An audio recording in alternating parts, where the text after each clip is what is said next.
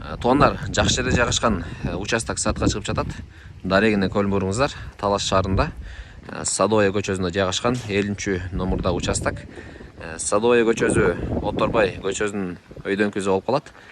Пушкина менен келип, Садовойдон оңго кайрылганда орто ченинде ушул күрөң өңдөгү сол жак бетте дарбаза. Туугандар, видеодон алыспай туруңуздар, участок тууралуу толугураак маалымат беребиз. Өзүңүздөр көргөндөй, участоктун тегерек чети курчалган. Ошондой бул Садовая көчөгө канализация, водопровод да кошулуп тур. Мынакей бул сарай Временка аздагы участокко карайт.